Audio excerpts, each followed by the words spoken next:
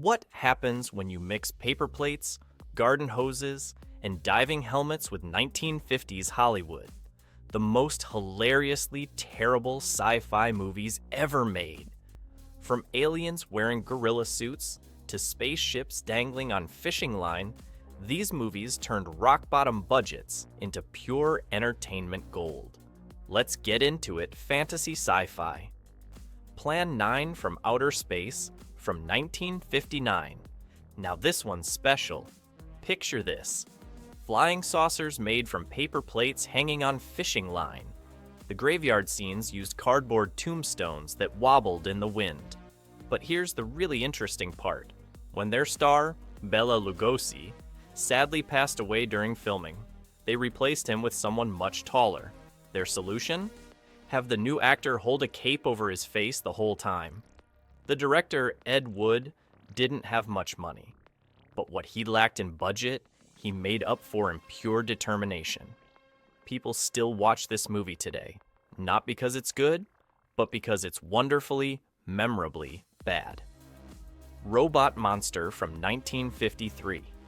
Get ready for this one. The terrifying alien robot is, wait for it, just a guy in a gorilla costume wearing a diver's helmet. They made this movie for only $16,000, which was pocket change even back then. In the story, this space robot lives in a cave, complete with a bubble machine, and claims he's killed everyone on Earth except 6 people. You can literally see the director's backyard in most scenes. The funniest part, when the robot climbs rocks, you can hear the actor inside the suit breathing heavily. It's like watching a Halloween costume party that somehow turned into a movie. Catwomen of the Moon from 1953. Imagine space explorers finding women in black tights and cat ears doing ballet on the moon. The moon's surface looks exactly like a high school gym floor with painted rocks scattered around. These Catwomen try to steal the astronauts' spaceship by doing interpretive dance numbers. Yes, really. The low-gravity scenes are just actors jumping around in slow motion. The moon cave looks like someone's basement with bed sheets hanging as walls. Even the actors later admitted they couldn't keep a straight face during filming. The best part comes when the Catwomen perform their sacred moon dance, which looks exactly like a beginner's dance recital. Mesa of Lost Women from 1953. This movie will drive you crazy with its endless guitar music that never, ever stops playing. We're talking about a scientist who creates spider women, but don't expect any amazing special effects. Most of the movie shows people walking around in the desert while that same guitar tune keeps going and going. The spider women mostly stand around making spooky faces at the camera. Sometimes they break into random dance numbers. While that guitar keeps playing, the scientist lab looks like someone decorated their garage with Christmas lights and tin foil. When the spider women bite people, the victims take forever to fall down. Even the actors look confused about what's happening. Robot vs. the Aztec Mummy from 1958. This movie takes 2 silly ideas and smashes them together. The robot looks like someone wrapped in aluminum foil and cardboard boxes from the grocery store. The mummy? Well, imagine your little brother wrapped in toilet paper. The big fight scene between them lasts about 2 minutes, and they mostly just bump into each other like awkward dancers. Half the movie is actually clips from other films, making the story impossible to follow. The robot's arms are made from dryer hoses, and you can spot the actor's regular shoes under the costume. Every time the robot moves, you hear squeaking noises from all the cardboard rubbing together. Even better, the mummy's bandages keep falling off throughout the whole movie. The brain from Planet Arouse from 1957. What's scarier than a giant floating brain? Well, pretty much anything. This movie's monster looks like a balloon with angry eyebrows drawn on it. You can spot the strings holding it up in every scene as it bounces around like a lost party decoration. When the brain takes over someone's body, the actor just opens their eyes really wide and talks super slowly. There's also a good brain that shows up to help, but it looks exactly the same. The evil brain hides in what's clearly someone's garage painted gray. The funniest scenes are when the brain tries to look scary, but keeps bouncing off the walls like a lost balloon. The Giant Claw from 1957. Ever seen a scary turkey puppet? Well, this movie has the biggest, goofiest bird monster ever filmed. The creature looks like someone stuck googly eyes on a mop head and called it a day. The best part? The movie takes itself super seriously, while this ridiculous bird puppet swoops around on visible strings. The actors deserve awards for keeping straight faces while pointing at it in terror. Every time the monster appears, it makes a sound like someone stepping on a squeaky toy. The special effects team worked really hard to make it look threatening, but it ended up looking like something from a children's puppet show gone wrong. Even the movie posters couldn't make it look scary. Devil Girl from Mars from 1954. Here comes a space lady wearing what looks like a shiny raincoat from the dollar store. She brings along a robot that can barely walk without falling over. The whole alien invasion happens at a tiny country inn in Scotland, probably because they couldn't afford to show any other locations. The spaceship door gets stuck every time someone tries to use it, and you can hear people off-camera struggling to push it open. The robot moves so slowly that people have to pretend they can't outrun it. The alien lady's super advanced space weapon looks exactly like a TV antenna. By the end, you'll wonder if Mars sent their most budget-friendly invasion force. The Phantom from 10,000 Leagues from 1955. Get ready for lots of talking, and more talking, and even more talking. This movie spends most of its time showing people in offices discussing a monster we barely see. When the creature finally shows up, it looks like someone wearing a rubber suit they bought at a garage sale. The underwater scenes are so dark and murky you can barely see anything, which was probably on purpose. The monster suit was so stiff that the poor actor inside could hardly move. They tried to make it look scary by filming through cloudy water, but that just made everything look like a murky fish tank. The best part is when the monster catches people, they have to swim toward it really slowly to make it look like it's actually catching them. The Alligator People from 1959. Imagine scientists turning people into alligators using, wait for it, radiation therapy. The alligator makeup looks like plastic Halloween masks with rubber gloves glued on. You can see the masks wobbling every time the actors talk. The best scenes are when the alligator people try to look scary, but their masks keep slipping sideways. During the big transformation scene, you can clearly see the line where the mask meets the actor's neck. They shot most scenes in the dark, probably hoping we wouldn't notice how bad the costumes looked. Every time an alligator person shows up, they make this funny growling sound that sounds more like someone with a bad cold. Monster from Green Hell from 1957. This movie tries to scare us with giant wasps, but they're just regular wasps filmed really close up. They put tiny model trees and buildings in front of regular wasp footage to make them look huge. Half the movie is just random clips of African animals that have nothing to do with the story. The actors walk around places that look nothing like Africa, probably filmed in someone's backyard. When the wasps attack, you can see right through them because they did such a bad job putting the footage together. The scientists in the movie keep talking about how dangerous these wasps are, but mostly we just see fuzzy images of regular insects buzzing around toy buildings. Attack of the 50-Foot Woman from 1958. This movie proves that bigger isn't always better. The giant woman effect is done by simply putting a regular-sized hand over tiny model buildings. When she's supposed to be walking through town, you can tell it's just a photo of the actress pasted onto the background. The special effects team had such a tiny budget that they could only afford to show her hand and face most of the time. The movie poster looks amazing, but the actual movie looks like someone's school project. The funniest scenes are when she's supposed to be destroying the town, but it's obviously just someone's hand knocking over toy houses. Even the screaming crowds are clearly just 3 or 4 people running back and forth. The Beast of Yucca Flats from 1961. This movie is so bad they decided not to record any sound while filming. Instead, someone just talks over everything, trying to explain what's happening, and failing. The main monster is played by Tor Johnson, a wrestler who spends most of the movie wandering around in the desert looking sunburned. The funny part? They filmed most of his scenes from behind because they couldn't afford good monster makeup.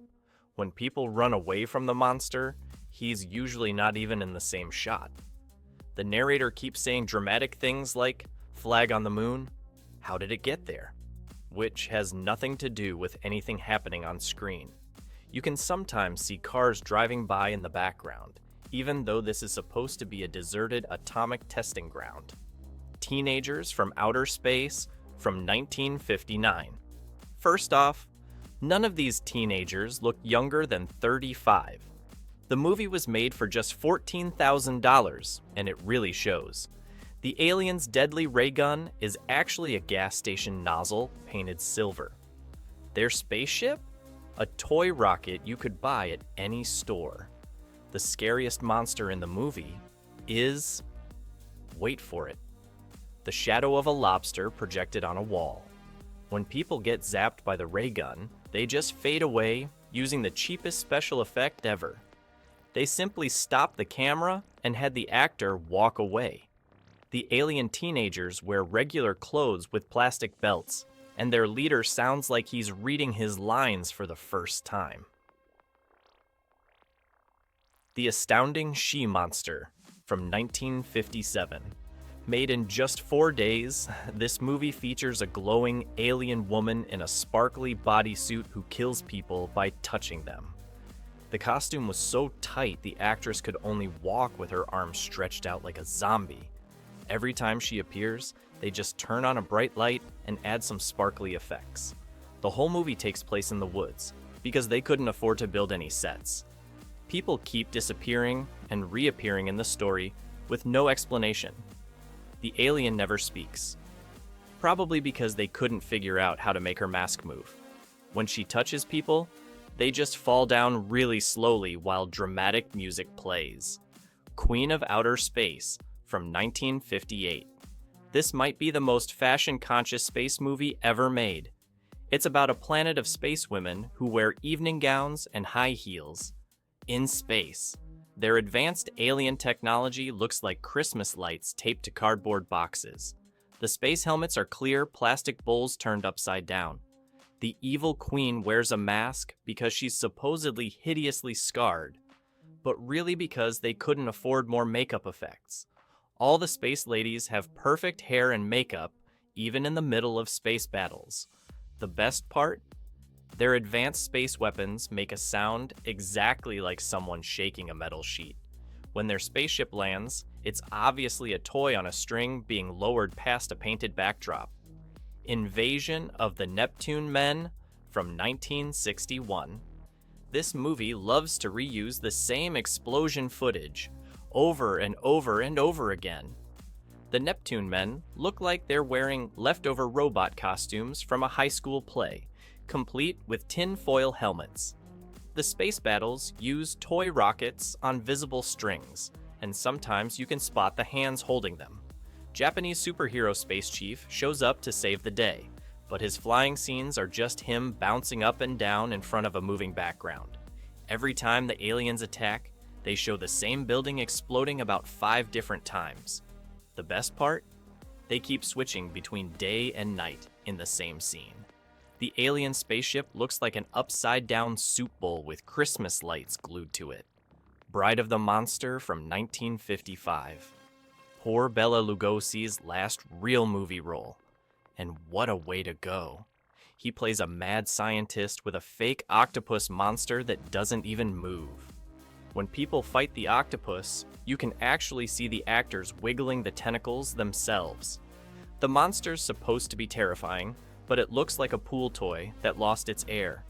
There's also a giant rubber snake that shows up for no reason, and you can see the string pulling it across the screen. The laboratory scenes were filmed in someone's basement with blinking Christmas lights everywhere. The funniest part? When the octopus is supposed to be crushing someone, the actors have to roll around by themselves while hugging the limp tentacles. The Cosmic Man from 1959. This movie tried to copy The Day the Earth Stood Still, but forgot to copy what made that movie good. The alien is just a guy in a black leotard who walks around really slowly. The amazing space sphere he arrives in, a beach ball painted silver that sometimes wobbles in the wind. Most of the movie is just people sitting in rooms talking about the alien instead of showing him. When they finally show the Cosmic Man doing something cosmic, it's just some cheap glowing effects like someone waving a flashlight around. The scientists in the movie spend forever looking at machines that are clearly just cardboard boxes with random buttons drawn on them. Even the dramatic music sounds like someone learning to play piano. Fire Creatures from Outer Space from 1956. Here's a movie where the scariest thing is how bored you'll get. The fire creatures are just guys in baggy suits with sparklers taped to their heads. When they're supposed to be shooting fire, you can see the stagehands throwing sparks from off camera. Most of the movie is people walking and walking and walking through the woods. The spaceship interior looks like someone lined their garage with aluminum foil. Every time the creatures appear, they make a noise that sounds exactly like someone blowing into an empty bottle. The heroes try to fight them with regular water hoses, and the monsters act like they're melting, even though they're supposed to be made of fire. The whole thing ends with stock footage of a volcano that doesn't match anything else in the movie. The Man from Planet X from 1951. Meet an alien who looks like someone stuck a diving bell on a department store mannequin. The alien spaceship looks like a giant Christmas ornament stuck in the mud. Most of the movie happens in fog, probably because they couldn't afford to build real sets. The alien can't move his face, so he just stands there while people pretend to have conversations with him. The whole thing takes place in Scotland, but it's clearly just a small set with lots of smoke machines. When the alien walks, you can hear squeaking noises from his costume. The best part? Everyone acts terrified of this creature who moves slower than a sleepy turtle and gets stuck every time he tries to go through a door. Flight to Mars from 1951. Imagine using the same spaceship footage over and over and over again. The Martian city looks like someone raided a hardware store and painted everything silver. The Martians wear regular Earth clothes with sparkly belts. Apparently, that's all you need to look alien. The spaceship interior is just plywood painted gray with Christmas lights stuck on it. Every time they show the ship flying, it's the exact same clip played forward, backward, and sideways. The Martian women all wear high heels and perfect makeup, even while doing complex space engineering. The best scene? When they try to show zero gravity by having everyone walk really slowly and wobble around. Killers from Space from 1954. Poor Peter Graves. He has to act scared of aliens who look like they're wearing ping pong balls for eyes. These space invaders wear black turtlenecks and white face paint, looking more like mime artists than threatening aliens. Their secret underground base? A couple of caves with equations drawn on the walls in chalk. The scariest monsters are just lizards and bugs filmed up close, projected onto a screen behind the actors. Every time the aliens use their mind control powers, they just stare really hard with those goofy ping pong ball eyes. The hero spends half the movie running through the same 3 cave sets, pretending they're different locations. Target Earth from 1954. Here's a movie about robots invading a city. Except we barely see any robots. The one robot that does show up looks like a walking water heater with headlights for eyes. The empty city streets are obviously just regular streets filmed really early in the morning. You can even see normal people walking around in the background. Most of the movie is just people hiding in buildings, talking about robots instead of showing them. When the robot finally attacks, it moves so slowly that people have to pretend they can't just walk away from it. The funny part? The robot's scary weapon sounds exactly like someone dropping pots and pans in the kitchen. The Creature with the Atom Brain from 1955. Zombie gangsters created by atomic radiation? What could go wrong? The zombies just look like regular guys with gray makeup smeared on their faces. When they're supposed to be super strong, you can clearly see the prop walls moving before they even touch them. The atomic lab is full of random blinking lights and what looks like hair dryers painted silver. Every time a zombie appears, they play this weird electric humming sound that sounds like someone vacuum cleaning off camera. The best part is when the zombies crash through walls, which are obviously made of cardboard covered in wallpaper. Even the atomic rays are just flashlights with wiggly lines drawn on the film. Radar Men from the Moon from 1952. Imagine moon people wearing football helmets and diving suits. Their amazing space technology, just washing machine parts glued together. The hero flies around using the worst rear projection ever. You can see the strings holding him up and the shadow on the backdrop. The moon's surface looks like they sprinkled sand on the studio floor and called it a day. The evil moon men's secret weapon is basically a flashlight with sparklers attached. Every time they show the rocket flying to the moon, it's clearly a toy dangling on fishing line. The best part? The moon criminals drive regular cars around Earth, but wear their spacesuits while doing it. Nobody seems to notice these guys walking around town in full diving gear. Phantom from Space from 1953. Get this, it's about an invisible alien who only becomes visible when he takes off his spacesuit. But then we can't see him. So most of the movie is just doors opening and closing by themselves while people look scared. When we do see the spacesuit walking around empty, you can totally spot the wires moving it. The control room scenes show scientists working with what's clearly a bunch of radio dials glued to cardboard. The invisible alien's footprints? Just somebody pressing their feet into the sand before filming. Every time the alien appears, they use this weird sound effect that sounds like someone blowing into a jug. It Came from Beneath the Sea, from 1955. Sure, Ray Harryhausen did the effects, but even he couldn't save this one. The giant octopus only has 6 tentacles instead of 8 because they ran out of money. Most of the time, you just see one tentacle attacking, while people point off screen and yell about the rest. The underwater scenes use so much ink in the water to hide the puppet that you can barely see anything. When the octopus attacks the Golden Gate Bridge, you can spot the strings pulling the miniature cars around. The funniest part? When people are supposed to be underwater, they just walk slowly and wave their arms like they're doing slow motion swimming. Even the bubbles look like they're from a fish tank placed in front of the camera. This is the last artificial brain Grandfather Frankenstein made. Steve, help me! Help me! And his master plan is to create a race of robots that only he can control. Monster A-Go-Go, 1965. Did you ever start telling a story and just give up halfway? That's exactly what this movie does. An astronaut crashes to Earth and turns into a tall monster that terrorizes everyone. People go missing, there's panic in the streets, and then the movie just tells us none of it happened. The astronaut is fine, there was no monster. Goodbye? But here's the really funny part. They filmed this movie twice with different actors and just stuck the pieces together.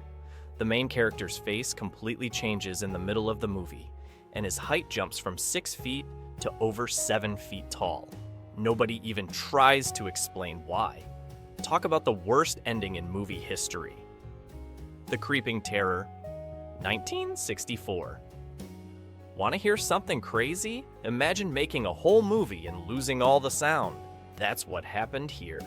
Instead of hearing people talk, a bored-sounding narrator tells us everything that's happening. John walked to the door. Mary looked scared. But that's not even the best part. The monster looks exactly like someone threw a pile of old carpets together and had people crawl underneath. It moves so slowly that victims literally have to stand still and wait to be eaten. I once timed it. It takes the monster a full minute to move 10 feet. The funniest scenes show people standing around, checking their watches, waiting for this carpet monster to catch up with them. Pure movie magic. Plan 9 from Outer Space, 1968. Remember playing with paper plates as a kid? Well, someone made a whole movie using them as spaceships. This movie tries to tell us that aliens are bringing dead people back to life to stop humans from making a doomsday weapon. Sounds scary, right? Well, not when the flying saucers are paper plates hanging on fishing line and you can see them wobbling. The best part is when they ran out of money to film the main actor, who sadly passed away during filming. Their solution? They replaced him with someone completely different who just holds a cape over his face the whole time. The tombstones in the graveyard scenes are made of cardboard. You can see them falling over when actors bump into them. Even the day and night scenes keep switching in the same sequence. The Navy versus the Night Monsters, 1966.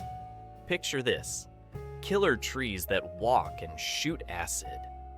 That's right. This movie thought trees were scary enough to fight the entire US Navy. The monster trees look like someone wrapped green garbage bags around coat racks and pushed them around on wheels.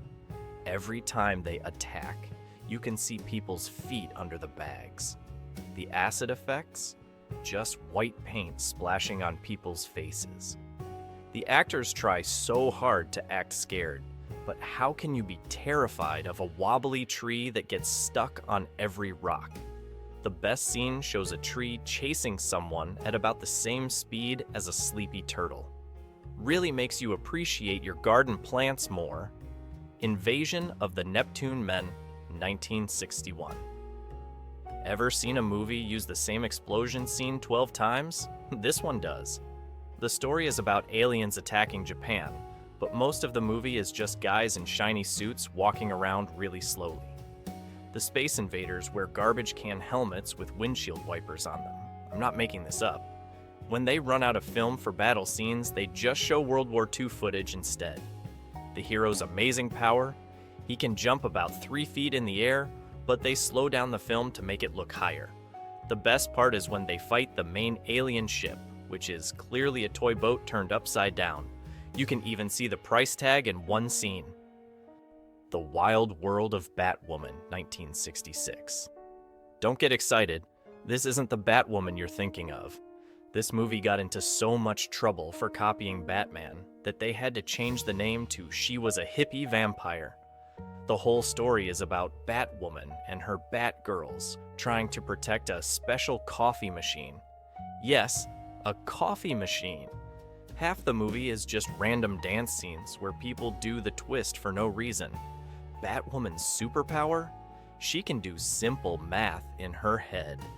The bad guy wears a mask that looks like it came from a dollar store Halloween sale. The best part? Every time something exciting happens, they just show the same stock footage of people dancing at a party. It's like they forgot they were making an action movie. Journey to the Seventh Planet, 1962. Ever been so cold you could see your breath?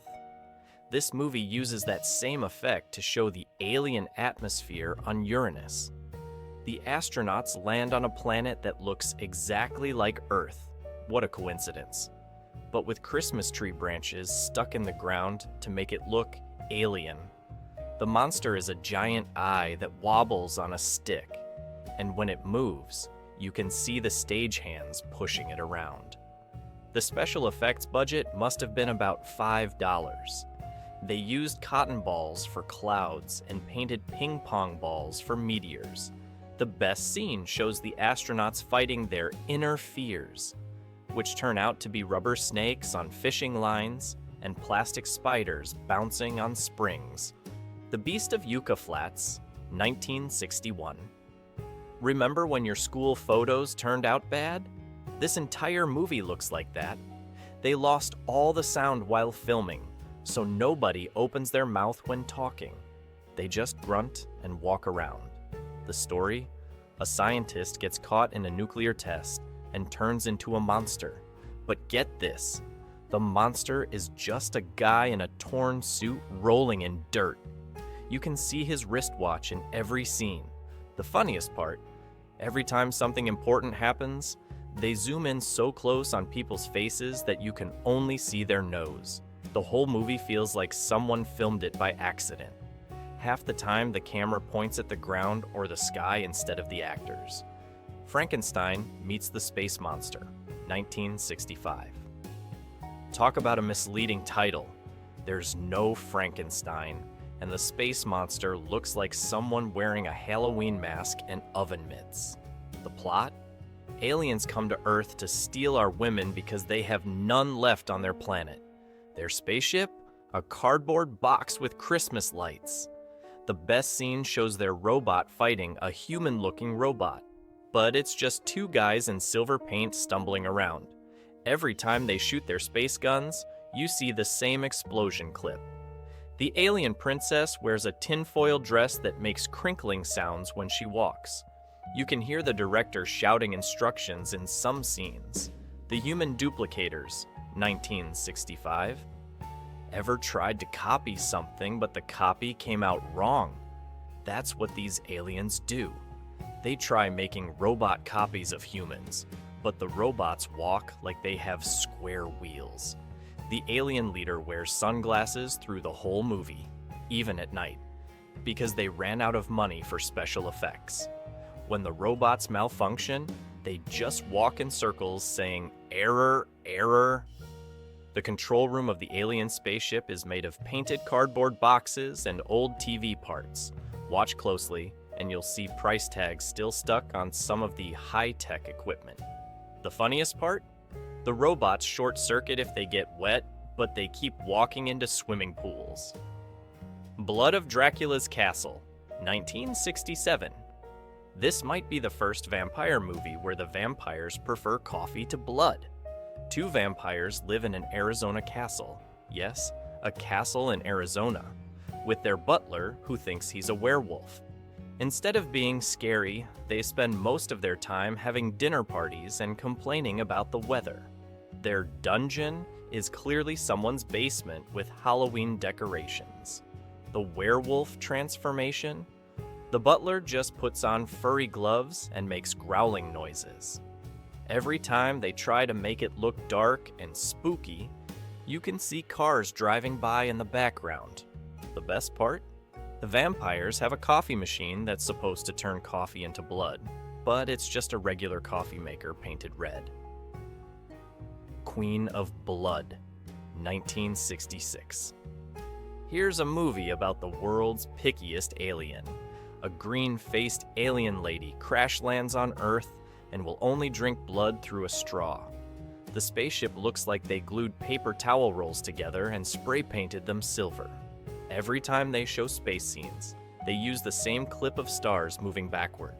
The alien queen's scary power is that she can change her eye color, but they just shine different colored flashlights at her face. The best part? Whenever she drinks blood, you can tell it's just tomato juice because you can see the can in the reflection of her space helmet. They saved Hitler's brain, 1968. Exactly what it says. They put Hitler's head in a jar and take it to South America. But here's the crazy part. They filmed half the movie in 1963 and added new scenes in 1968, forgetting that hairstyles had completely changed. People walk into rooms with short hair and come out with hippie hair. The jar holding Hitler's head is clearly a fish tank with bubbles from an aquarium pump. Every time they move the jar, you can see the water sloshing around and Hitler's mustache floating up and down. The secret lab is just someone's garage with sheets hanging on the walls. The Astro Zombies, 1968. Think zombies are scary? Not these ones.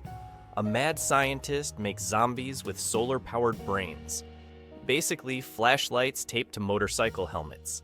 Every zombie walks like they're trying not to spill coffee. The best part?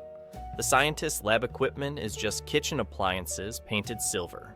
Look closely and you'll see a blender being used as a brain scanner.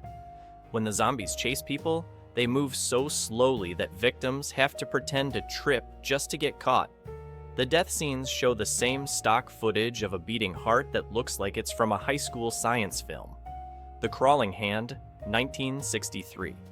Imagine being scared of just a hand. After a space accident, a severed astronaut's hand crawls around strangling people. But it's obviously a rubber hand on a fishing line. Sometimes you can see the whole arm attached. In close-ups, it's clearly someone's hand painted gray, poorly hiding under leaves. The funniest scene shows the hand crawling across a beach. You can see the trail in the sand where someone dragged it. Every time the hand attacks, they speed up the film to make it look faster, but it just makes everyone else look like they're in a Charlie Chaplin movie. Jesse James meets Frankenstein's daughter, 1966. Here's a movie that can't decide what it wants to be.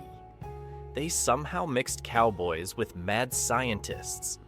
Frankenstein's granddaughter, not daughter, they got their own title wrong, tries to put Jesse James's friend's brain into a monster body. The laboratory looks like they raided a high school science class and wrapped everything in tin foil. The monster's special outfit, a turtleneck sweater, and face paint. Every time the monster goes on a rampage, you can see the actor trying not to mess up his makeup. The best part? They use the same thunder sound effect every 2 minutes, even during sunny scenes. Mars Needs Women, 1967. Talk about a desperate dating situation. Martians come to Earth because they need 5 women. Not 4, not 6, but exactly 5.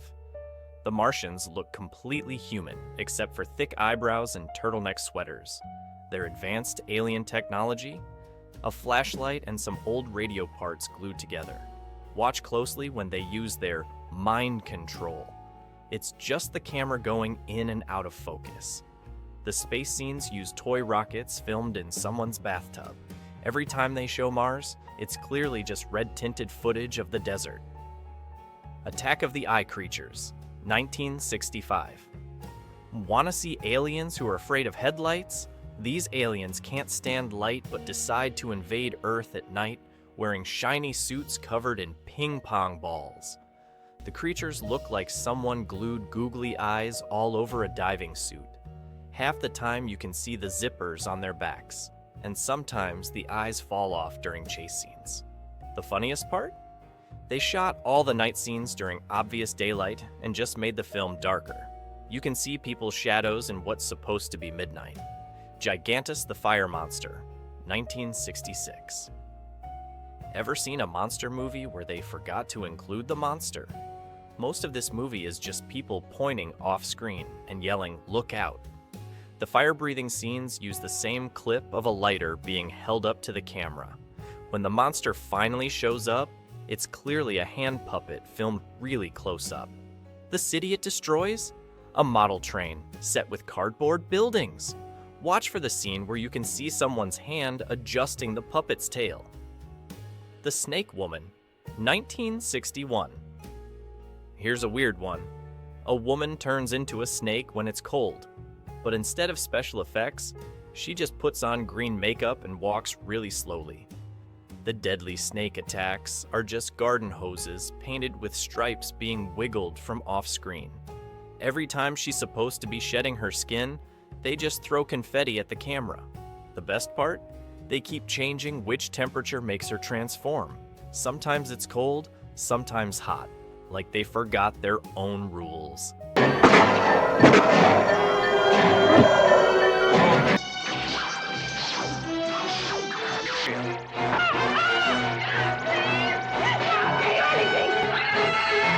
The Giant Spider Invasion, 1975.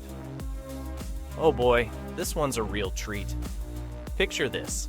Some genius in Wisconsin decided to turn a Volkswagen Beetle into a giant spider by covering it in shaggy black fur and sticking wobbly legs on the sides. You can actually hear the car engine running during the scary spider scenes. The townspeople act terrified of this thing that moves about as fast as your grandma's shopping cart. There's this amazing scene where the spider crashes through a barn wall and you can clearly see the car's headlights shining through the fur. The best part, when it attacks people, you can see the driver's feet through gaps in the costume. Even the actors look like they'd rather be anywhere else. Star Crash, 1979. This movie is what happens when someone watches Star Wars on a tiny TV and says, "I can make that with glitter." Caroline Munro zooms around space in what looks like a leather bikini from the discount store, while David Hasselhoff shows up with a perm and a lightsaber that's clearly a fluorescent tube. The space battles look like someone waving Christmas ornaments in front of a black sheet covered in sparkles. The evil Emperor's amazing space fortress was probably built from a craft store's clearance section.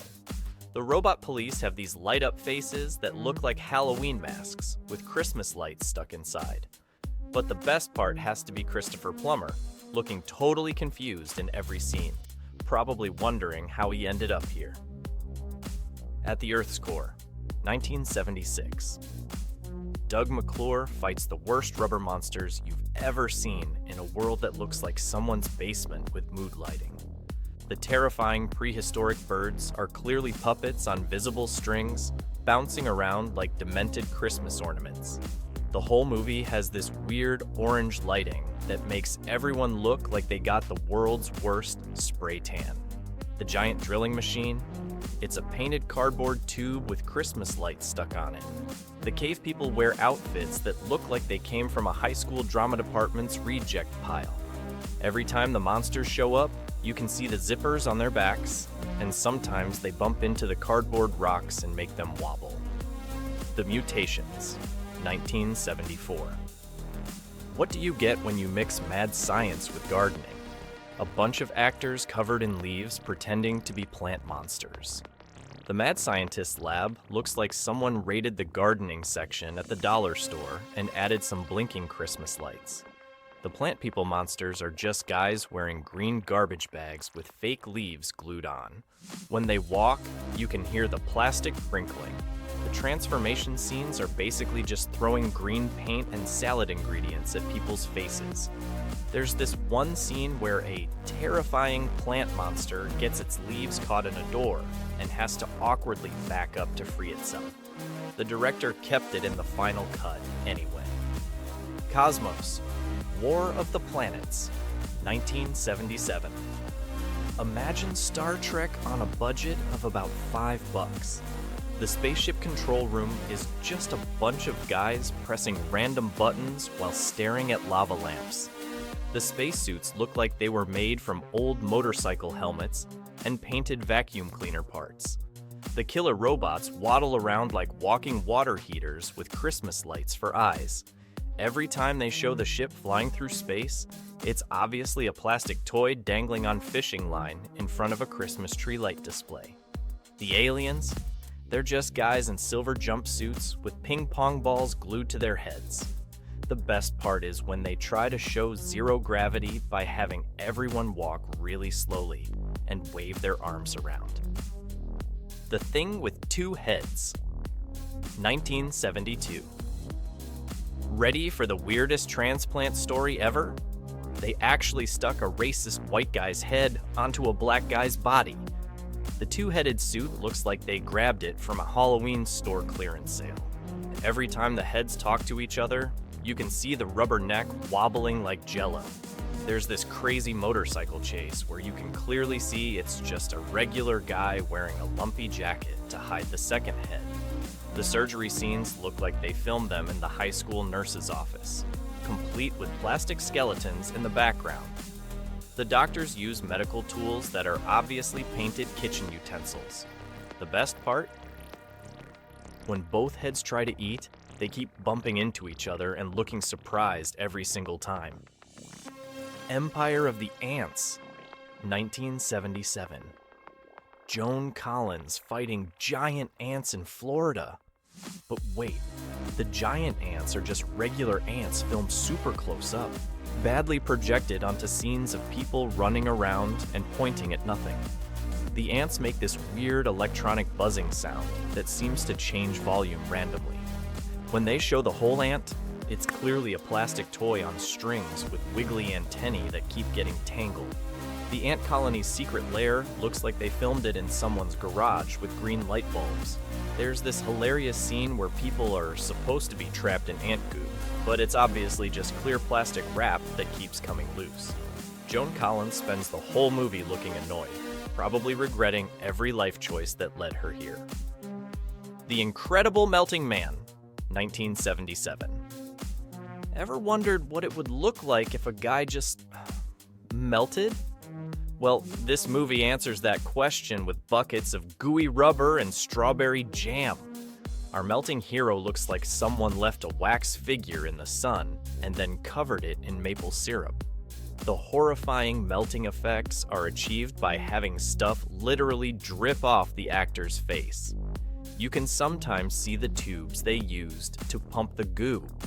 Every time he touches something, he leaves behind what looks like strawberry preserves. There's this great scene where he's supposed to be dissolving, but you can totally see the actor trying not to slip on all the fake goo around him. The scientists in the movie keep looking through microscopes at what's clearly just colored jello with bubbles in it. End of the world, 1977. Get ready for the weirdest apocalypse ever. Evil alien nuns. Yes, you heard that right. These space sisters look like regular nuns who occasionally glow in the dark, thanks to some really obvious light bulbs hidden in their habits. Their advanced alien technology consists of Christmas lights taped to old radio parts.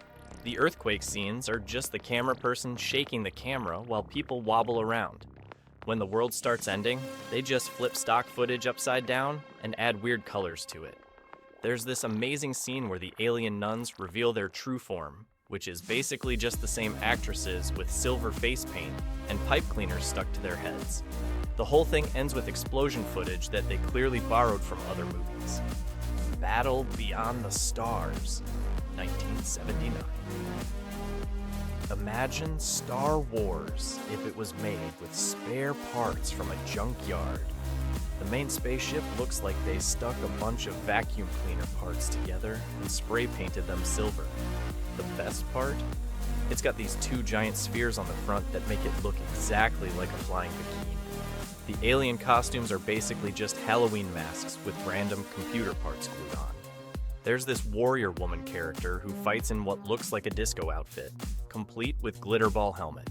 The space battles use the same explosion footage over and over, just flipped and recolored to look different. When the ships shoot lasers, it's obviously just someone drawing lines on the film with a glowing marker. Even better, you can spot the fishing line holding up the spaceships in almost every space scene. Death Sport, 1978. David Carradine riding around on a future bike that's just a dirty motorcycle with plastic panels glued on. This post-apocalyptic mess tries to be Mad Max, but ends up looking like a weekend paintball game gone wrong. The death machines are just regular dirt bikes with cardboard boxes taped to them for that futuristic look. The laser guns? Spray-painted hair dryers that make pew-pew sounds clearly added later. The evil guards wear black motorcycle helmets with Christmas lights stuck on them. There's this hilarious scene where they're supposed to be racing through a deadly desert, but you can see tire tracks from previous takes everywhere. The mutants are just guys in rubber masks that keep coming loose when they run. Every time someone fires a laser, they show the same explosion footage at least 3 times. The Crater Lake Monster, 1977. Someone watched Jaws and thought, let's do that with a rubber dinosaur in a lake. The monster looks like a pool toy that's having a really bad day. You can actually see it bouncing off the lake surface when it's supposed to be swimming menacingly. The creature attacks boats by obviously being pushed into them by divers you can sometimes spot in the background. Half the movie is just people in plaid shirts pointing at ripples in the water. The best part? The stop-motion scenes where they clearly switch to a tiny toy monster knocking over miniature trees. Every time it roars, you can see the rubber mouth getting stuck open. The underwater scenes are so murky, they probably just swish the camera around in chocolate milk. The Alien Factor, 1978. Shot entirely in Baltimore with a budget that probably wouldn't cover a nice dinner today. The aliens look like they bought every rubber mask from the Halloween store and added pipe cleaners for antenna. There's this one alien that's clearly just a guy in a gorilla costume wearing scuba flippers and a plastic Halloween mask. The night scenes were obviously shot during the day with a dark filter that keeps slipping. You can see it get brighter and darker in the same scene. The spaceship interior looks like they covered cardboard boxes in aluminum foil and added Christmas lights. The best part is when the aliens hunt people through what's clearly just someone's backyard. You can even see their patio furniture in some shots. Laser Blast, 1978. This movie's idea of sci-fi is giving a teenager a plastic gun that looks like it came from a dollar store clearance bin. The alien creatures are clearly clay animation that moves like they filmed it during an earthquake. The laser effects look like someone drew on the film with a green marker. They don't even try to make them line up with the gun.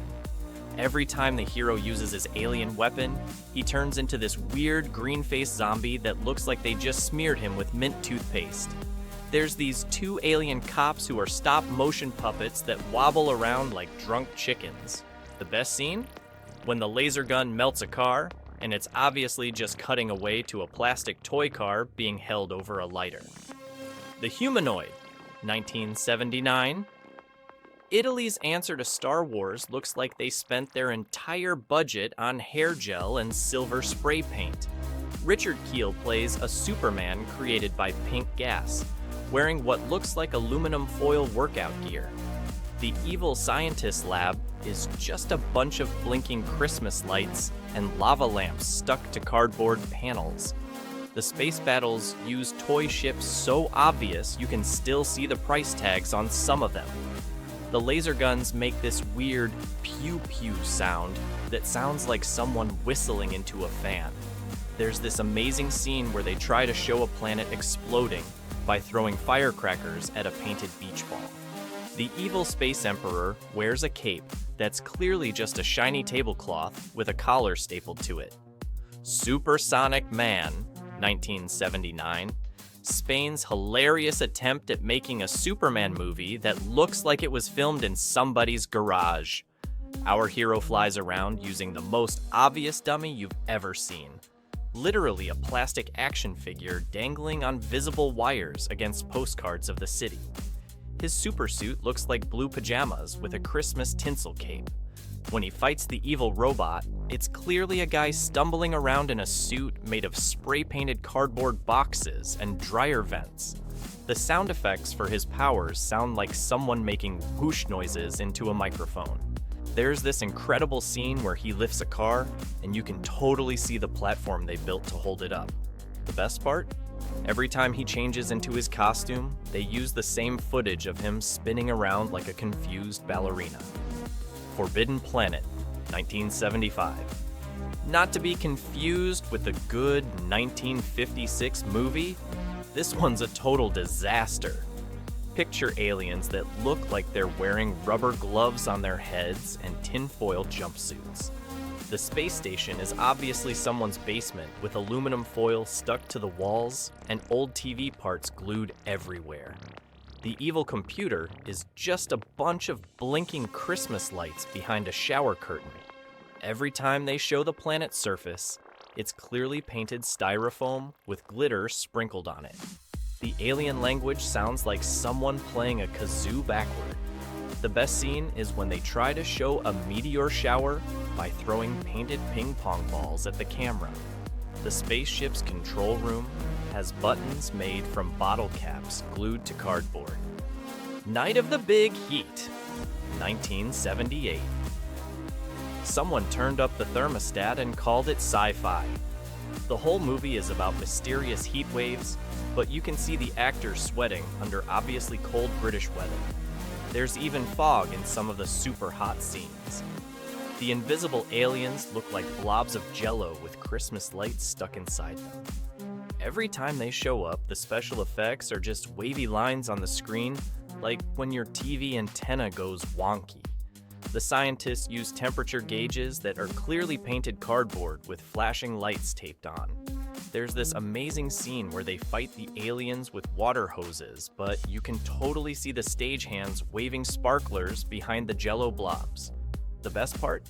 When things heat up, they just add Vaseline to the camera lens. The Boy Who Cried Werewolf, 1973. Get ready for the least convincing werewolf transformation ever filmed. The werewolf costume looks like they skinned a bunch of old carpet samples and glued them to a jumpsuit. The transformation scenes are just quick cuts between the actor with progressively more shag carpet glued to his face. You can see the costume zipper in every full moon scene. The werewolf attacks involve the actor clearly trying not to trip over his own furry feet. There's this hilarious chase scene where the werewolf keeps having to hitch up his falling carpet fur pants. The best part? Every time he howls at the moon, you can see the rubber mask mouth getting stuck open. Even the full moon looks like they just hung a flashlight behind a paper plate. Welcome to Blood City, 1977. Imagine someone trying to make Westworld with the budget of a lemonade stand. They tried to pass off a dusty warehouse as a futuristic simulation chamber by hanging some Christmas lights and tin foil on the walls. Jack Palance walks through the whole movie looking like he's trying to remember if he left his stove on. The virtual reality scenes are just regular Western footage with a red filter slapped on it. The computer console is a pegboard with calculator parts glued to it. Every time someone enters the simulation, they just do a wavy dissolve effect that looks like somebody shook the camera. The scientists wear lab coats that still have price tags visible in some scenes. The best part? The advanced neural hookups are just colanders with Christmas lights stuck to them. Embryo, 1976. Rock Hudson stars in this weird Frankenstein knockoff that looks like it was filmed in someone's basement. The laboratory is clearly a bunch of kitchen appliances painted silver with blinking bike lights attached. The growing embryo is obviously a doll floating in a fish tank full of Kool-Aid. Every time they do a scientific procedure, you can hear the bubble machine they used for sound effects. The aging effects look like they just smeared more and more makeup on the actress while the camera went in and out of focus. There's this great scene where their advanced computer is clearly just a tape recorder with Christmas lights glued on it. The best part? When they show the cellular growth, it's just soap bubbles with food coloring projected on a wall. Beyond the Door, 1979, Italy tried to mix sci-fi with horror and ended up with pure comedy gold. The alien possession effects are just the actress rolling her eyes while green jello drips down the walls. The demon alien creature looks like they covered a Halloween mask in spaghetti sauce and stuck googly eyes on it. Every time something supernatural happens, they just shake the camera and throw furniture around on visible wires. The scientists' equipment is all painted cardboard boxes with plastic bottles glued on them. There's this amazing scene where the alien force field is clearly just saran wrap stretched across the doorway. The best part? When the alien speaks, it's obviously just someone talking through a fan while gargling water. The Invasion of the Body Snatchers, 1978. Ever seen alien plants that look like they came straight from the discount garden center? The pod effects are literally just cabbages covered in hair conditioner and cotton balls. The transformation scenes are people writhing around while someone throws cotton stuffing at them. When the pod people point and scream, you can see some of them trying not to laugh. The alien spores floating around are just dandelion seeds blown by off-screen fans. There's this amazing scene where they're running from the pods, but you can totally see the stagehands throwing vegetables in the background. The best part? The alien duplicates are so obvious they're wearing the exact same clothes as the originals, just slightly wrinkled. Zoltan, Hound of Dracula, 1977. Somebody actually made a movie about Dracula's dog. The vampire dog is just a German shepherd wearing plastic fangs that keep falling out. Every time it's supposed to look scary, they just shine a red light in its eyes and play growling sounds that don't match its mouth movements. The vampire transformation scenes are achieved by rubbing baby powder in the dog's fur to make it look paler. There's this hilarious scene where the dog is supposed to be flying, and they clearly just threw a stuffed toy across the screen. The best part? When the dog hypnotizes people, they just zoom in on its confused face while playing theremin music. The Lost Continent, 1975. Imagine if somebody raided a party supply store to make a monster movie. The sea monsters are just balloons with googly eyes glued on, bobbing around in what's clearly a swimming pool. The deadly seaweed is just painted trash bags that keep making crinkling sounds when they move. The giant crabs? Plastic toys painted red and waggled around on fishing line. Every time they show the mysterious island, it's obviously a painted backdrop that keeps fluttering in the wind. The best part is when they fight a giant mollusk that's clearly just a rubber glove filled with jello. The sailors spend half the movie pretending to be terrified of party decorations. This summer. In fact, it's anything. Well, The ungodly demons of the dead. hostile tribes. Battle deadly beasts. You're the Hunter from the Future, 1983, has to be one of the weirdest movies ever made. Imagine a muscular caveman with flowing blonde hair who fights dinosaurs, but then discovers he's actually from an advanced civilization with flying robots. The special effects look like someone filmed toy dinosaurs in their backyard. The worst part? Yor celebrates every victory by doing this ridiculous victory dance that had us rolling on the floor laughing. My friend Tommy tried copying that dance at school and got detention for disrupting class. We had this running joke where we do the Yor every time someone aced a test. The movie's theme song was so catchy bad that we'd sing it during gym class. Yor's world, he's the man. Even our gym teacher started humming it. A solitary warrior of great the Finder. His enemies. Metal Storm, The Destruction of Jared Sin, 1983. Tried so hard to be the next Star Wars that it hurts to watch. It's about this space cowboy driving around a desert planet in what looks like a souped-up dune buggy, fighting a bad guy who kills people with magic crystals. They made it in 3D, which mainly meant lots of things being thrown at the camera. Every 5 minutes, something would fly toward your face. The villain looks like he raided a Halloween store and hot glued everything together. I remember watching this at Brian's house, and his mom kept asking if we were feeling sick from all the 3D effects. We weren't. We were just dizzy from laughing so hard at the hero's awful one-liners.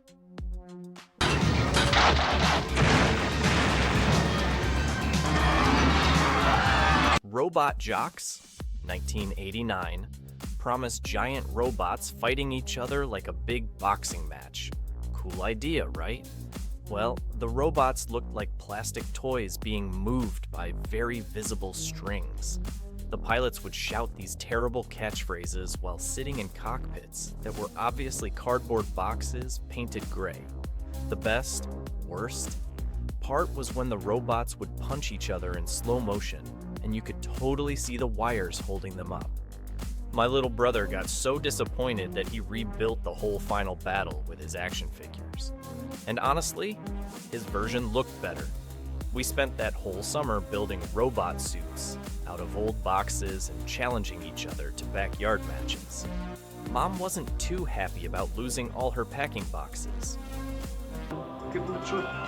However, they seem redeemable. There is only one man who can save them. Space Mutiny, 1988, is legendary for being hilariously bad. The hero, who we nicknamed Bulk Vanderhuge because he looked like he spent more time lifting weights than acting, runs around a spaceship fighting bad guys. They used the same explosion footage like 5 times, and the space scenes were stolen from another show. The funniest part? A character dies in one scene, but shows up in the background of the next scene, just walking around like nothing happened. We had a Space Mutiny viewing party where everyone had to drink chocolate milk every time they reused footage. By the end of the movie, we were all so full of chocolate milk we could barely move. Across the farthest reaches of fantastic adventure. Galaxina, the Untouchable. Galaxina, 1980, tried to be a sexy space comedy about a robot woman, but ended up being just plain awkward. The robot talks like she's reading a phone book, and the crew of the spaceship tells jokes so bad they make dad jokes sound brilliant. There's an alien that looks like a hard-boiled egg with arms, and a motorcycle gang that somehow rides their bikes in space. The worst scene involves a guy falling in love with a space chicken. Yes, you heard that right. When my friend's older sister rented this for our movie night, we spent more time making up our own dialogue than listening to the actual movie. We ended up naming our school's science fair project Galaxina as an inside joke. Great sushi. But there's Ice Pirate and Explorer of the Cosmos. The Ice Pirates, 1984, should have been great. Space pirates stealing ice because water is rare in the future. Instead, we got guys in tinfoil suits chasing each other on what looks like the inside of a high school gymnasium. There's a scene where they fight evil space herpes. I'm not making this up. That look like rubber balls with teeth. The special effects are so cheap that the space battles look like someone waving flashlights around in the dark. My cousin and I tried recreating the sword fights using wrapped-up wrapping paper tubes as weapons. We managed to knock over Grandma's favorite lamp, and she banned all space pirate activities from her house after that. The universe. What are you gonna do? Knock my... Killer Clowns from Outer Space, 1988, is exactly what it sounds like. Alien clowns who wrap people in cotton candy and drink their blood with crazy straws. The clowns look like someone took regular clown masks and stretched them out to make them more alien-like. They shoot popcorn that turns into little killer monsters and use balloon animals as weapons. This movie scared my friend Mike so much that he had to skip his little sister's birthday party because they hired a clown. The shadow puppet scene, where a clown makes a T-Rex shadow that eats people, became our favorite thing to try at sleepovers. Nobody ever managed to make it look right, but we sure used up a lot of flashlight batteries trying. What would you do? It's the Night of the Comet. Night of the Comet, 1984, starts when a comet turns almost everyone into red dust or zombies, leaving only a few teenagers alive. These Valley girls end up fighting zombies while still trying to go shopping at the mall. The zombies look like they just rubbed some red makeup on their faces, and the empty city scenes are just regular streets early in the morning. There's this great scene where they play shooting games at the arcade to train for fighting zombies.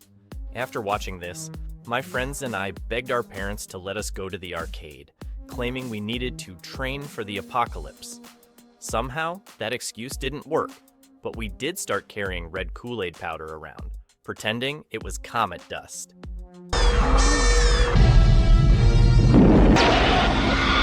And suddenly, those who had Creature, 1985, is such an obvious ripoff of Alien that it's actually funny. Instead of a spaceship, it's set on one of Saturn's moons, and the monster looks like someone wrapped a guy in garbage bags and gave him claws made of aluminum foil. The best part is when they try to make the creature look scary, but you can totally see the zipper on its back. The actors keep looking in the wrong direction when the monster appears, like they forgot where it was supposed to be. We used to play Creature in my basement, using my dad's old raincoat as the monster costume. Things went wrong when my little sister got stuck in the coat and knocked over the laundry rack trying to chase us. These bad movies just keep getting better. Hit subscribe. There are plenty more hilarious 80s sci-fi disasters waiting to melt your brain. Mutants, for it's a new kind of war being of the Thunder Warrior. It is America 3000, 1986, happens 900 years after a nuclear war, where women rule the world and men are called seedies.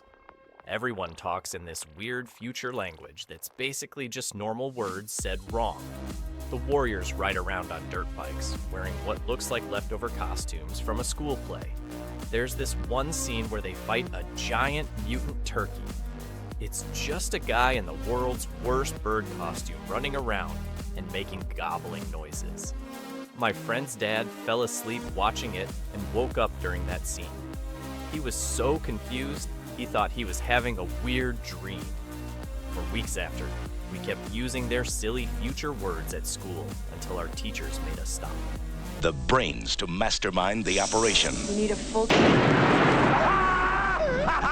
Eliminators, 1986, is about a cyborg who teams up with a ninja, a scientist, and a riverboat captain to fight an evil scientist. The cyborg looks like he's wearing a cardboard box painted silver, and his robot legs keep changing between shots. Sometimes he rolls on tank treads, sometimes he walks. They couldn't make up their minds. The ninja barely does any ninja stuff because I think they ran out of money for stunts. The worst scene is when the cyborg's legs malfunction and he has to get dragged around on a blanket. After watching this, we tried building our own cyborg costume using my wagon as the bottom half. It worked great until we tried going down the driveway. Fastest cyborg in the neighborhood, but not in a good way. The Forbidden Zone. Their mission, save 3. Columbia Pictures presents Outer Space as you've never... Space Hunter. Adventures in the Forbidden Zone. 1983. Sounds awesome, but ends up being 3 people driving around a desert in what looks like a broken down RV with guns glued to it. They were trying to make it 3D, so there's lots of stuff being thrown at the camera. Rocks, sticks, whatever they had lying around. The bad guy rides around in this weird vehicle that looks like a restaurant high chair with wheels. The worst part is this scene where they fight these mutants who are just people wearing rubber masks that keep falling off.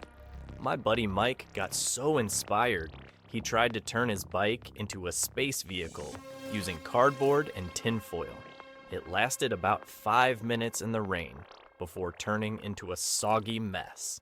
That would kill him. Out of control! He is the only one.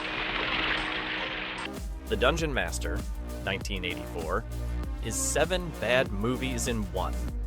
This computer nerd gets sucked into a virtual world where he has to fight different bad guys using his smart watch, which somehow has magical powers. Each battle looks like it was filmed by different people who never talk to each other. There's a scene where he fights a heavy metal band in a fantasy world. The special effects are basically just colored lights and smoke machines.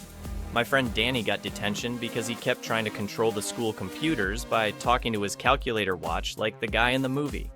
We spent a whole weekend trying to make our own evil challenges in my backyard, but it mostly ended up being us throwing water balloons at each other.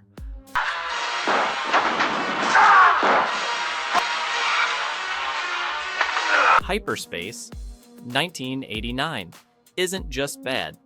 It's amazingly bad. A cop chases a criminal into space using a spaceship that looks like they glued cardboard boxes to a car. The space scenes use obvious toys on strings, and you can sometimes see hands moving the ships around. There's this one scene where they land on an alien planet that's clearly just the desert with some Christmas lights stuck in the sand. The alien costumes are just scuba suits with plastic masks. We tried making our own version using my mom's camcorder and my sister's toy spaceships. Our special effects were just as good, honestly, and we were just kids with a flashlight and some string.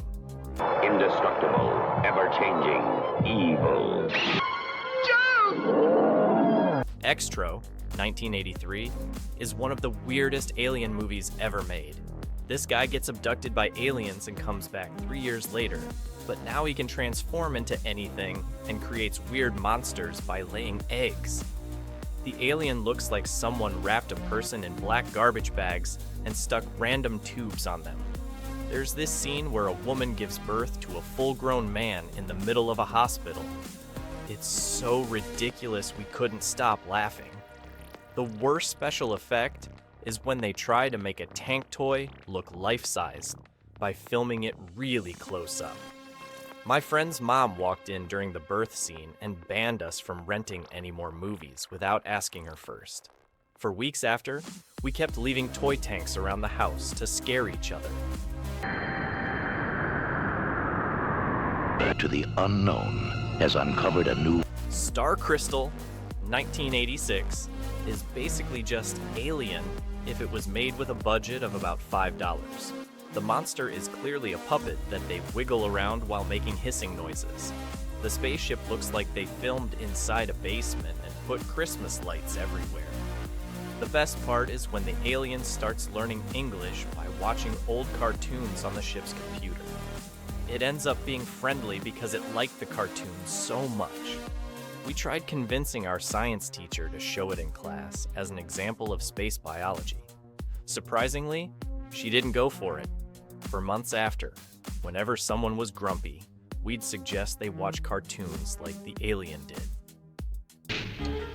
And it's drawn in a creature from and is eating the Pottermans out of house and home. Terror Vision, 1986, is about a family who gets a satellite dish that accidentally picks up signals from an alien garbage disposal, bringing a weird monster into their home through the TV. The monster looks like a pile of rubber and slime with googly eyes, and it grows bigger every time it eats someone. The whole movie is shot in this super colorful 80s style, with the weirdest furniture you've ever seen. The family's bomb shelter is decorated like a disco. We were all scared to get cable TV after watching this. My dad had to promise that our new satellite dish wouldn't pick up any alien garbage disposals. For months, whenever the TV had static, we'd run out of the room screaming. Our cable guy got really confused when we asked him to check for alien signals.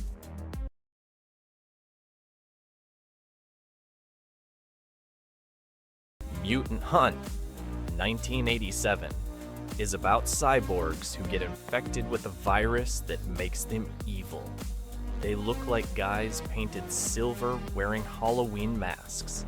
The fights are so slow you can see them waiting for each other to throw punches. There's a scene where they try to make it look like a cyborg is super strong by having him very slowly bend a plastic pipe.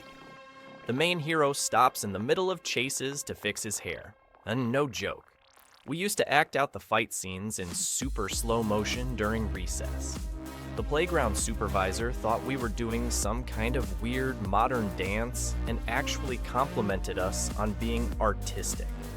We never told her the truth. Reminiscent of Star Wars.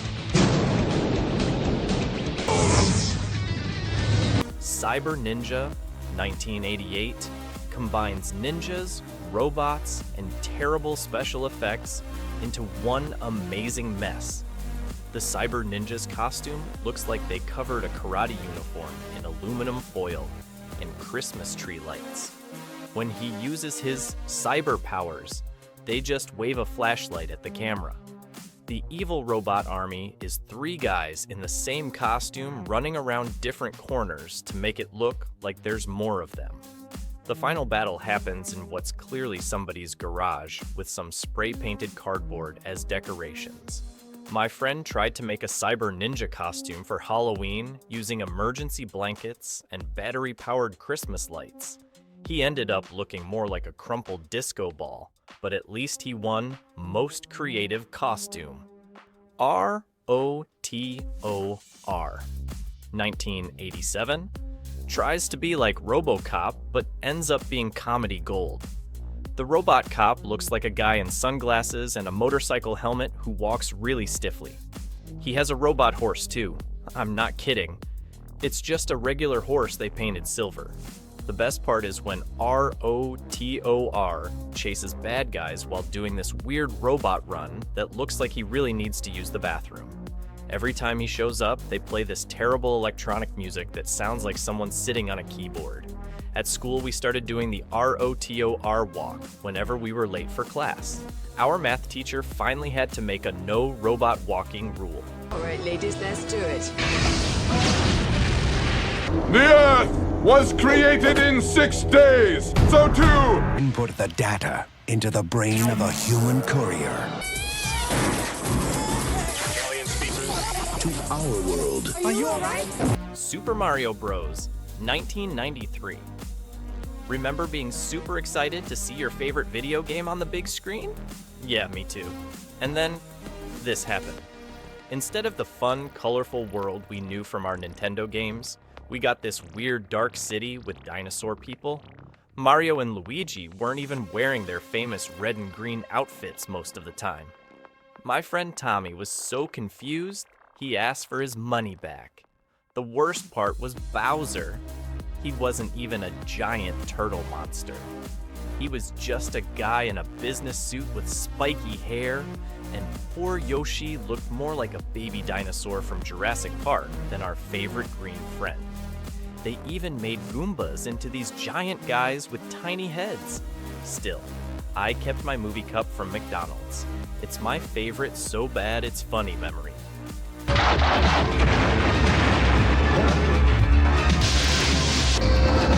Robot Jocks. 1990. Giant fighting robots should be awesome, right? Well, this movie tried its best, but the robots looked like toys being moved around by hand, because they kinda were.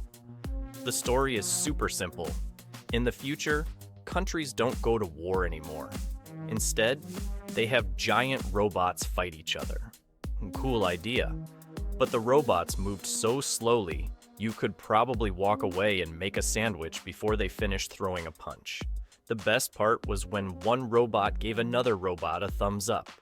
It looked just like when you're playing with action figures in your backyard. Even though it's super cheesy, it's still fun to watch with friends and laugh at all the silly parts. My little sister actually thought it was a comedy. The Mentel Corporation has transformed me into a Man will challenge the system. You are. Fortress, 1993. Imagine going to prison. In the future. That's what this movie is about, and boy is it weird. Christopher Lambert, the guy from Highlander, plays a man sent to a super high-tech prison for having too many babies. Yeah, that's really the story. The prison has these things called intestinators that they put in people's stomachs to control them. Every time I had a stomach ache after watching this movie, I got worried. The bad guys were these guards in plastic armor that looked like they bought their costumes from a toy store. The best part is when the prisoners try to escape by climbing through these giant fans. My friend Josh actually got dizzy watching it. We tried to recreate the scene with my mom's standing fan, but that didn't work out so well. Rule them all. Who wants gum? Double Dragon, 1994. Remember the Double Dragon video game? Well, this movie took everything cool about beating up bad guys and turned it into whatever this was. The story is set in New Angeles in 2007, which is funny because 2007 came and went, and we definitely didn't have glowing magic dragon medals. They made Jimmy and Billy Lee into brothers who know martial arts, but most of the fighting looks like bad dancing. Robert Patrick, the bad guy from Terminator 2, plays the villain, but instead of being scary, he just makes weird faces a lot. My cousin Tommy and I used to play the game for hours, but we couldn't even finish watching the movie. The only good thing was the theme song. We still joke about it at family gatherings. Gigs of data in my head. Input the data into the brain of a human courier, like Johnny Mnemonic, 1995. Keanu Reeves plays a guy with a computer chip in his brain who carries secret information. Cool idea, right? Well, they somehow made it super boring. The future looks like everyone shops at the same store that only sells black leather clothes. There's this dolphin that helps hack computers, not kidding, and Ice-T shows up looking like he got lost on his way to a different movie. The best part is when Keanu has to remember a super important password, and it's a random list of stuff like fish, umbrella, samurai. My dad fell asleep during this one. and he usually loves sci-fi movies. When we tried to explain what happened, we couldn't even remember, just like Keanu's character with his memory problems. Throw down your weapons and prepare to be judged! Get Dredd! Judge Dredd, 1995. Oh boy, Sylvester Stallone is a future cop who is the law? What could go wrong? Everything, as it turns out. Stallone spends the whole movie yelling, "I am the law," while wearing a costume that looks like it's made of plastic hockey gear painted gold. The future city looks like they built it with leftover parts from other movies. And poor Rob Schneider is there trying to be funny, but mostly just screaming a lot. My brother and I still shout, "I am the law," at each other when one of us has to do the dishes. The flying motorcycle scenes were kind of cool. Though, even if they clearly use toys for some shots. The best part? They never even take off Dredd's helmet in the comics, but Stallone's helmet is off like every 5 minutes. She escaped. We have it would be more docile and controllable. More docile. Species, 1995. Here's a weird one. Scientists mix human and alien DNA and create a beautiful woman who turns into a scary monster. Smart move, scientists! The alien lady keeps trying to find someone to have babies with, but her dates end badly, like really badly. There's this dream sequence with a train that haunted my nightmares for weeks. The special effects are actually pretty cool sometimes, but other times it looks like they ran out of money and used Play-Doh instead. My friend's mom rented this for our sleepover, thinking it was just a regular sci-fi movie. Boy, was she surprised. She made us watch Power Rangers instead, which was probably for the best. The funniest part is how everyone in the movie acts like having an alien monster running around is just a minor problem. He's got the style. An undercover dinosaur, huh? I'm too thick. I'm amazing. J&M Entertainment presents Theodore Rex, 1995. Picture this. Whoopi Goldberg solving crimes with a talking dinosaur in a police uniform. No, this isn't a weird dream. It's a real movie. The dinosaur looks like something from a kid's show, but they try to make it a serious cop movie. The dinosaur even wears a tie and eats cookies. It's like someone threw Barney, Blade Runner, and a buddy cop movie into a blender. The best, worst part is how everyone in the movie acts like it's totally normal to have a dinosaur as a police officer. My little sister actually loved this movie and made us watch it 3 times. The funny thing is, Whoopi looks like she'd rather be anywhere else the whole time. Can't blame her. Imagine trying to keep a straight face while talking to a guy in a rubber dinosaur suit. killing. Virtuosity, 1995. Remember when the internet was new and scary? This movie sure did. Denzel Washington fights Russell Crowe, who plays a computer program that becomes real. The bad guy is made up of all these old criminal personalities mixed together, which mostly means he dances weird and changes clothes a lot. There's a virtual reality video game that looks worse than my old Nintendo games, but everyone acts like it's super amazing. The movie thinks having see-through computer screens is the coolest thing ever. We had those at my school and they were just annoying. The weirdest part is when the computer bad guy starts eating glass to fix himself. My friend tried to explain that scene to his mom and got grounded because she thought he was making up stories about dangerous stuff.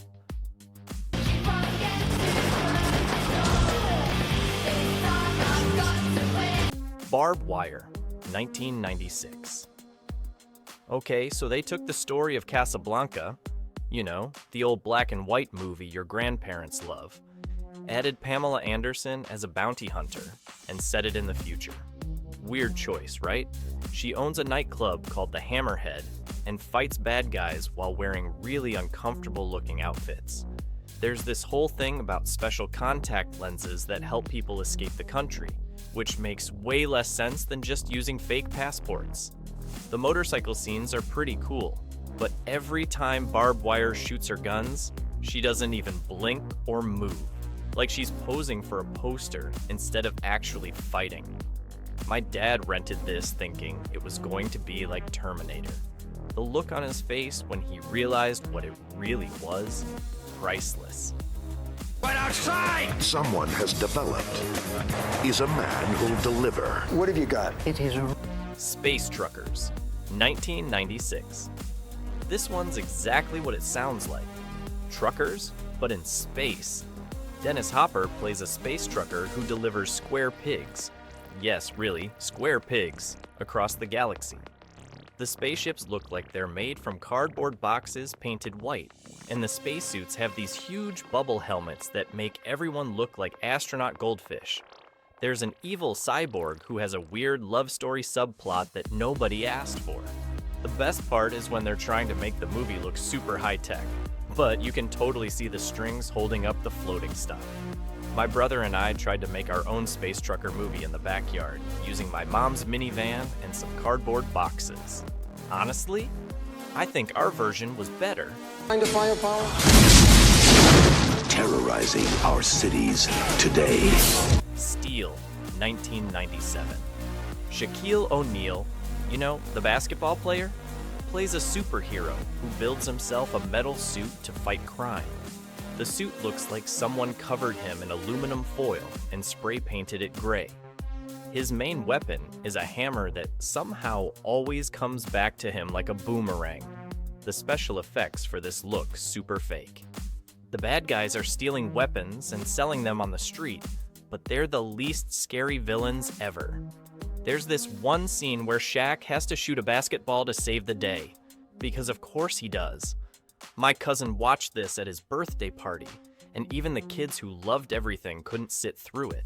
The funniest part? The suit is supposed to be super strong, but you can see it bending like cheap plastic whenever he moves.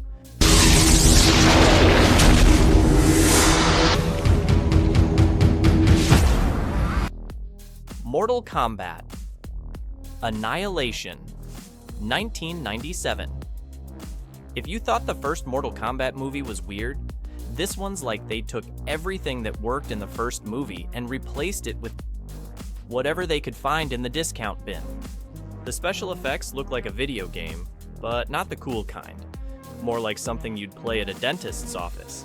They changed almost all the actors from the first movie, so it feels like watching your favorite show, but everyone's been replaced by their cousins. The dragons look like rubber toys, and don't even get me started on Shao Kahn's mask. It looks like a Halloween costume that got sat on. My friend and I still do impressions of the awful line delivery. Too bad you will die. The best part? The movie ends with the most random dance party ever. Even the bad guys show up to dance. The hyperdrive. It can be thrown anywhere in the gap. Their position is uncharted. Lost in Space, 1998. You know how some movies age like fine wine? This one aged like milk left in the sun. Based on the old TV show about a family lost in space. Shocking, right? This movie tried to be all dark and serious. Matt LeBlanc from Friends is in it, and he looks just as confused as we were watching it. The robot looks like someone stuck a blender on top of a vacuum cleaner, and when it says, "Danger, Will Robinson," it sounds more bored than worried. The Space Monkey's CGI is so bad my little brother's stuffed animals looked more realistic. The best, worst part is this weird spider creature that shows up. It's supposed to be scary, but it moves like a broken toy. My whole family watched this on movie night, and even my dad, who falls asleep during every movie, stayed awake just to make fun of it. Let's get those kids' hands now. All right, ladies, let's do it. Wing Commander, 1999. Okay, so they took a super cool video game about space fighters and turned it into this. Freddie Prinze Jr. plays a pilot who's supposed to save the galaxy, but he spends most of the movie looking like he's trying to remember if he left the stove on. The space battles look like someone playing with plastic toys in a fish tank. You can almost see the strings. The alien bad guys are called the Kilrathi, but they look like angry cats who got caught in the rain. My friend Tommy was so excited because he loved the games, but halfway through the movie, he started playing his Game Boy instead. The funniest part is when they try to make space travel look realistic by having everyone wear seatbelts. Like, that's the biggest problem when you're fighting space cats. Юрий, посмотри. Anyone aboard? I don't get it. Virus, 1999. Jamie Lee Curtis probably wishes everyone would forget about this one. It's about a crew finding a Russian ship that's been taken over by an alien electrical thingy that builds robots out of ship parts and human bodies. Gross. The robots look like someone raided the local hardware store and glued everything together. There's this one robot that's basically just a bunch of legs with a TV for a head. My sister had nightmares about our microwave coming alive after watching this. The best part is when they try to make the ship look scary and haunted, but it mostly looks like someone forgot to pay the electric bill. We watched this at a sleepover, and honestly, the pizza delivery guy showing up was the scariest part of the night. If he mates, the co-mater will be born. Can Abraxas stop the renegade? Abraxas, Guardian of the Universe, 1990. Imagine the writer watching The Terminator and thinking, what if we did this, but with Jesse Ventura and really bad special effects? Jesse plays this space cop with the most ridiculous name ever, Abraxas. He has this thing called an anti-life equation, which sounds super cool, but is basically just a fancy calculator. The bad guy wears shoulder pads that would make a football player jealous. There's this scene where they fight in a small town diner, and you can totally see the tables wobbling because they're made of cardboard. My uncle found this movie in a bargain bin and bought it as a joke Christmas present. We ended up watching it every holiday just to laugh at the part where Jesse tries to look emotional while talking about space math. In a future false world. Nemesis, 1992. This movie tries so hard to be cool, it's actually kind of adorable. The main character is a cyborg cop who does these totally unnecessary flips every time he moves. Like, he'll flip through a window when there's perfectly good door right there. The future looks exactly like the early 90s, but with more random explosions and everyone wearing sunglasses at night. There's this scene where the hero has to climb up a hill, and instead of walking, he does like 50 backflips in a row. My brother tried to copy the moves and ended up breaking Mom's favorite lamp. The bad guys are other cyborgs who, for some reason, all have weird accents and love to monologue about being machines while doing robot dances. We counted. There's an explosion every 3 minutes on average. This is your last warning. But today... Class of 1999-2. The Substitute, 1994. Apparently, someone watched the first Class of 1999, which wasn't great either, and said, let's make it worse. It's about a robot teacher who goes crazy and starts failing students. Literally. The robot teacher looks like they grabbed someone from an 80s hair metal band and told them to act like a calculator. The special effects are so bad, you can see the wires when the robot teacher is supposed to be floating. The best part is when the robot starts malfunctioning and starts teaching aerobics instead of math. No joke. My math teacher actually showed us a clip of this as a joke on April Fool's Day. Even she couldn't keep a straight face when the robot teacher started breakdancing during detention. Powerful. So close. My fellow Americans, the National Observatory. Asteroid, 1997. This movie really proves that the 90s loved nothing more than stories about things crashing into Earth. Michael Biehn, you might know him from the first Terminator, spends the whole movie staring at really fake-looking computer screens and yelling about asteroids. The special effects make the asteroids look like baked potatoes floating in space. There's this one scene where an asteroid hits a building, and it's clearly just someone dropping rocks onto a toy house. The scientists in the movie solve everything by basically playing the world's most important game of Space Invaders. We watched this in science class once when our teacher was sick, and even the kid who slept through everything woke up to say, "That's not how space works." The best part? They keep showing the same explosion footage over and over, just from different angles. Thanks for watching, everyone. If you like this video, hit that like button. What's your favorite so bad it's good movie from the 90s? Let me know in the comments below. Don't forget to subscribe for more videos about awesome and not so awesome old movies.